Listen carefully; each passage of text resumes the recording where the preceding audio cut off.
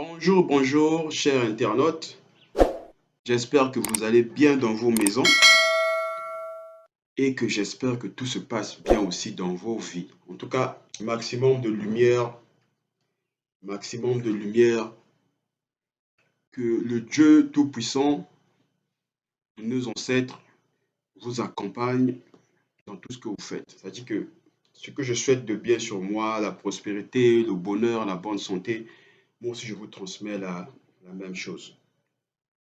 Que votre journée soit vraiment bénéfique, que votre journée soit abondante, fructueuse, et que votre journée soit remplie de pleine d'énergie positive. Alors, je me présente, mon nom est Monsieur Alain Junior Youlou, pour ceux qui ne me connaissent pas encore.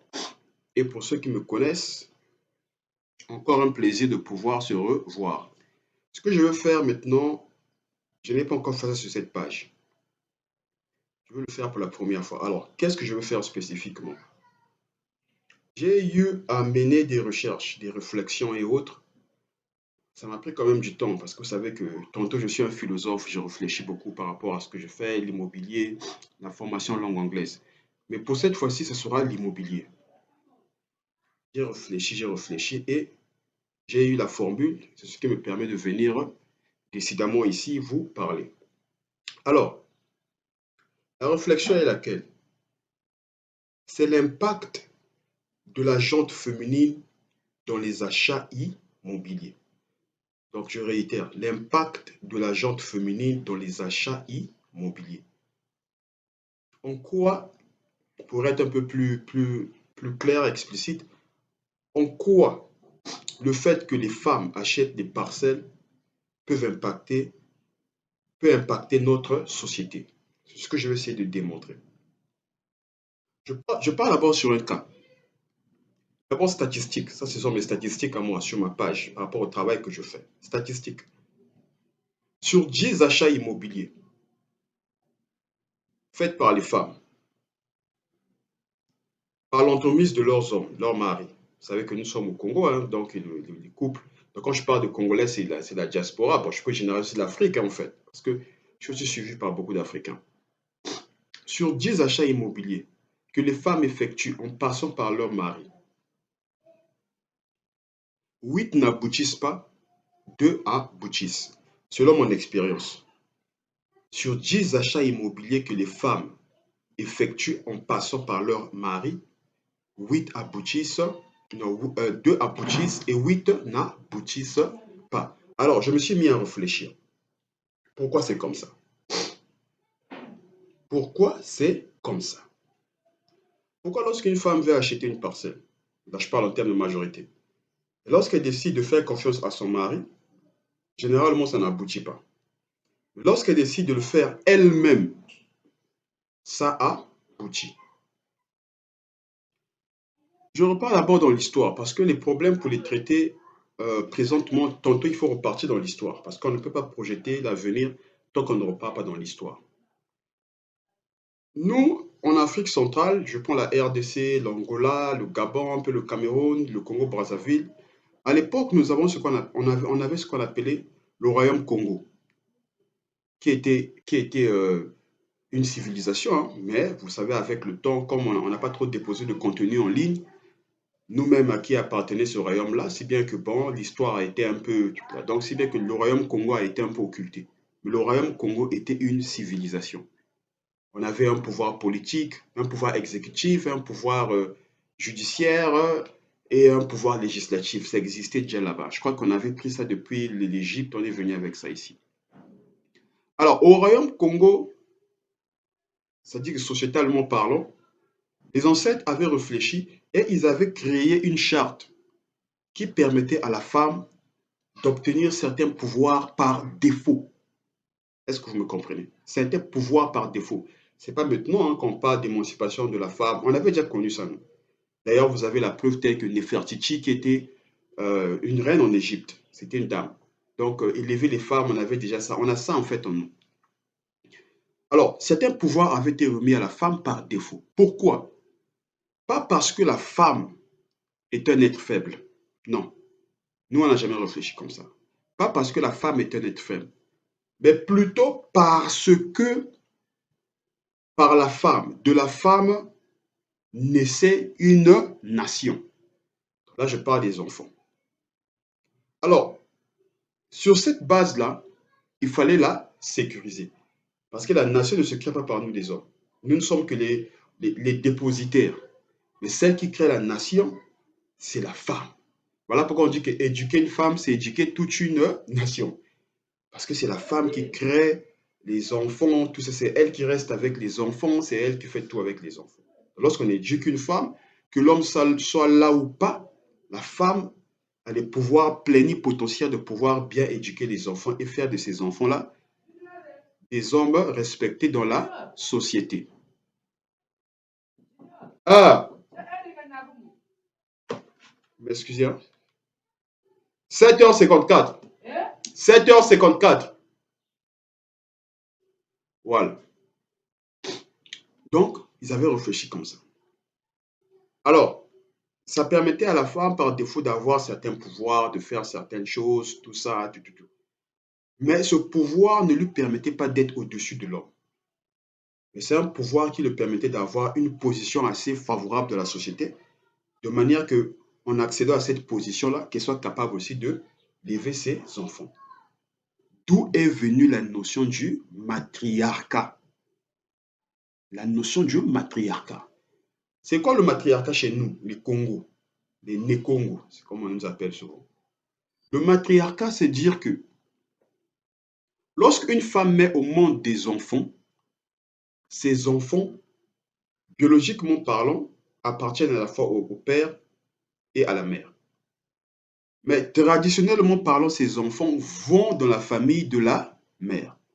Donc c'est la famille de la mère qui prend ces enfants-là. J'espère que vous me commentez. Il y a deux notions, biologique et traditionnelle.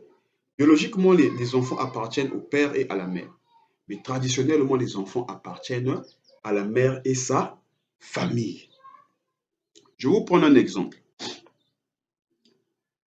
Aujourd'hui, on peut aller dans tous les sens. Tel que moi je suis là, moi, monsieur Yula, l'ingénieur, je ne pourrais jamais démontrer que les enfants que ma soeur a eu à faire, que ma soeur a eu à faire, ne sont pas ses enfants. Je ne pourrais jamais démontrer ça. Parce qu'elle est à l'hôpital, elle a mis ses enfants. Donc, scientifiquement parlant, ses enfants lui appartiennent. Donc, mes nièces sont les enfants dignes de ma soeur. Étant donné que ma soeur et moi, on a le même sang, ça veut dire que ces nièces-là aussi sont directement mes enfants. M'excusez. Mais moi qui suis là, monsieur Gulalin Junior, si je fais des enfants, aujourd'hui, si par exemple, je n'ai pas la chance de tomber sur une femme sérieuse, sur 4 enfants qu'elle va me faire, il pourrait arriver un jour que parmi les 4, il y ait un troisième qui ne m'appartient pas. Et ça, la science pourra le démontrer avec le test d'ADN. Donc, les enfants que nous, les hommes, nous faisons, selon la logique traditionnaliste Congo, que les hommes, nous faisons, nous n'avons pas vraiment la ferme conviction que ces enfants-là nous appartiennent. Mais les enfants que nos sœurs font, nous avons la ferme conviction que ces enfants-là appartiennent à nos sœurs. Ça veut dire que selon la tradition, les enfants de ma sœur sont mes véritables enfants. Est-ce que vous comprenez la nuance là? C'est là où vous voyez à l'époque, peut-être que là ça a changé, nous avec la nouvelle génération, on commence à corriger certaines choses. Voilà pourquoi vous voyez à l'époque, on avait affaire à des grands-parents qui donnaient plus d'importance à leurs neveux que tantôt à leurs enfants. Bon, ça c'était négatif, c'était pas bon. Mais là, on commence à modifier certaines choses. Mais ça, je parle de la tradition. Alors, petit à petit, là, on tombe maintenant sur l'aspect où, si la femme, c'est elle qui conçoit la nation, il faut, présentement parler aussi, lui donner certains pouvoirs. Quel est le premier pouvoir qu'on peut donner à la femme? Oui, on parle de nation. Est-ce que cette nation va vivre dans la rue? Non. Est-ce que cette nation va déambuler comme ça là? Non. Cette nation doit avoir un cadre dans lequel il vit. Et le cadre, c'est la maison. Nzo, la maison Ndako, la maison. Ça veut dire que pour nous les hommes, comme on a déjà reçu ce pouvoir-là de Dieu, de pouvoir gérer la famille, ça veut dire que nous, par défaut déjà, nous sommes censés acheter une maison, construire pour nos enfants et notre femme. Ça, c'est comme ça, on ne peut pas changer ça. Il n'y a pas un endroit sur Terre là où tu es un homme, tu vas dire que non, mais moi, je ne vais pas acheter une maison, c'est ma femme qui va acheter une maison. Non, ça ne passe pas. Donc, l'homme, par défaut, a déjà reçu ce pouvoir-là. Ça, c'est par défaut, c'est indéniable, c'est indiscutable, c'est comme ça. Ça a été établi comme ça, naturellement. Or, que la femme, maintenant, ce pouvoir-là, selon le pouvoir, c'est-à-dire que selon l'autorité qu'on lui donne par rapport à la nation, ce pouvoir, à la base, à défaut, elle ne l'a pas parce qu'elle dépend de l'homme. Mais elle doit maintenant accéder à ce pouvoir-là. Ça veut dire que présentement parlant, il est vraiment important pour une femme. C'est-à-dire que si on va dans la situation nation, il est vraiment important pour une femme d'avoir une maison. Parce qu'on est en train de construire une nation. Donc, la question de la femme d'avoir une maison n'est plus une question discutable. Parce que déjà chez l'homme, chez lui, c'est préétabli comme ça là. Mais chez la femme, elle acquiert à cette autorité-là. Donc, ce n'est plus discutable parce que on court derrière une nation, il faut construire nos nations africaines. Alors que les nations se contiennent dans la femme. Ça veut dire que pour la femme, il est très important pour elle d'avoir une maison pour sécuriser la nation. Dans ce contexte-là maintenant, qu'est-ce qui se passe? Déjà à l'époque de nos ancêtres, ça s'est passé comme ça, hein. Lorsque un grand-père, un aïeux avait plusieurs femmes dans sa cour, il s'arrangeait que toutes ces femmes-là aient leur maison déjà. Parce qu'ils se sont entendus que celle-là à la maison, c'est pour élever les enfants comme ça. C'était comme ça. Mais là, ça tombe maintenant à changer. Parce que nous sommes tombés dans la situation où les mariages polygamiques ne sont plus encouragés. On ne parle que de mariage homme et femme, c'est fini. Ça y est un peu à bloquer certaines choses. Aussi bien que l'homme se dit que bon, comme je n'ai qu'une seule femme, bon, pourquoi encore lui acheter une maison? J'achète ma maison, moi, que je construis.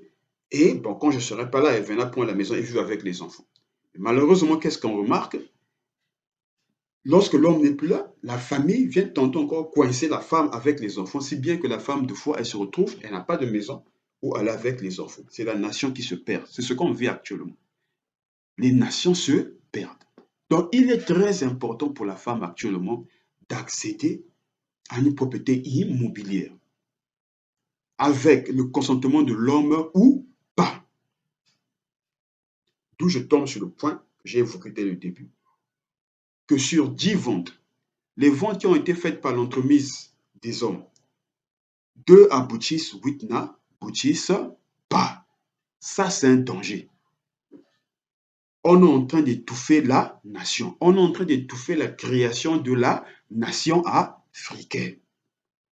Donc, je vous ai emmené depuis les ancêtres et on est tombé maintenant. Et effectivement, maintenant, c'est quoi le problème? Nous sommes dans une société mixte culturellement. Donc, quand je parle de mix, nous sommes à la fois des Africains avec une tradition et on a aussi embrassé un peu le côté occidental. Mais le malheur est lequel? Que ce soit notre tradition, on a perdu la maîtrise, que ce soit le côté occidental aussi, on n'a pas la maîtrise, du coup nous sommes perdus. C'est ce qui crée ce désordre-là dans la nation. Alors en parlant de la jeune féminine, moi j'ai envie de remettre un peu l'ordre. Il est primordial pour les femmes, là je parle aux femmes, surtout quand vous avez déjà 1 ou 2 enfants avec un homme, il est primordial pour vous de pouvoir acheter des parcelles, des maisons, avec ou sans le consentement de votre mari. Parce que vous avez la charge de la nation. J'ai remarqué ça ici souvent. Lorsque les dames m'appellent pour acheter des parcelles, elles me disent toujours, bon, je veux voir mon mari. Une fois que le mari vient, finalement, les ventes n'aboutissent pas. Mais les femmes qui viennent me voir directement sans passer par leur mari, les ventes aboutissent. Posez-vous la question. Est-ce qu'il faut condamner l'homme? Est-ce que l'homme est jaloux de la femme parce qu'il se dit que si la femme a une parcelle, a une maison, ça fera qu'on soit, on soit pareil et ça pourra créer des égos, de l'orgueil. Parce que l'homme aussi, il est homme, hein, il veut garder sa position d'homme. Est-ce que c'est peut-être aussi que l'homme se dit, bon, elle a cette maison-là, qu'est-ce qui va se passer, tout ça? Mais moi, je ne veux pas rentrer dans cette thématique-là. Moi, je rentre dans la thématique qui nous est impérative, c'est celle de la création de la nation. Et la création de la nation passe par l'autonomisation de la femme, parce que c'est elle qui crée la nation. Et l'autonomisation commence d'abord par la maison, le cadre dans lequel il faut vivre. Donc par là, en me référant à ce que nos ancêtres faisaient quand ils étaient polygamiques, ils étaient polygames, ils avaient plusieurs femmes, ils s'arrangeaient que toutes ces femmes aient leur propre maison. Jusqu'à nos grands-pères, mon grand-père était polygame. Il était polygame, il s'est arrangé à... Il avait deux femmes, il s'est arrangé à avoir les maisons pour chacune de ces femmes-là. C'est comme ça. Et là aussi, on revient dans ça. Les femmes sont obligées d'avoir leur maison avec le consentement ou sans le consentement de leur mari. Je ne discrimine pas, je ne divise pas les couples. C'est une réalité. Pourquoi c'est comme ça? Moi, de 20 ans à pratiquement à 29 ans, j'étais en Afrique du Sud. En Afrique du Sud, qu'est-ce que j'ai remarqué?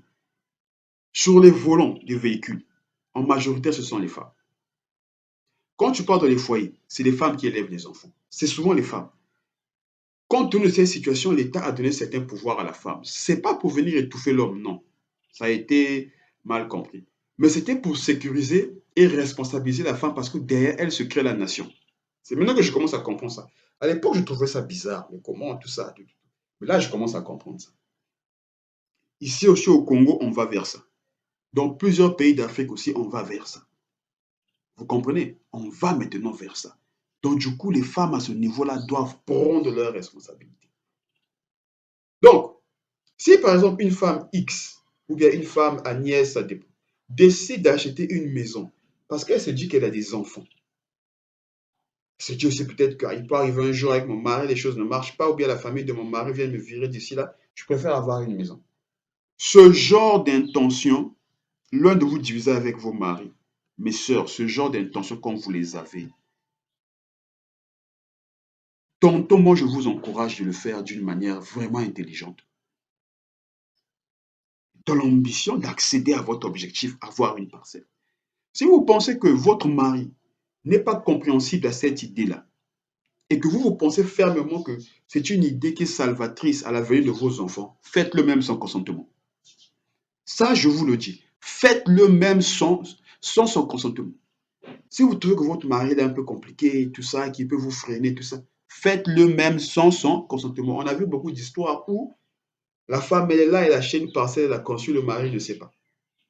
Mais après, lorsque le mari vient mourir, c'est la famille du mari qui vient lui faire la guerre. Elle dit non, moi je ne veux pas me battre avec vous, je ne veux pas des problèmes de sorcellerie. En tout cas, moi avec mes enfants, nous quittons le domicile. Et elle va vivre chez elle-même. Vous comprenez? Elle a sécurisé les enfants. Au lieu que les enfants se mettent à se batailler avec la famille de leur père et on trouve des problèmes de sorcellerie, elle sécurise les enfants. Vous comprenez? On a aussi vu des situations où l'homme lui-même, il a acheté une parcelle, il a construit. Mais toujours, il achète un autre terrain à côté.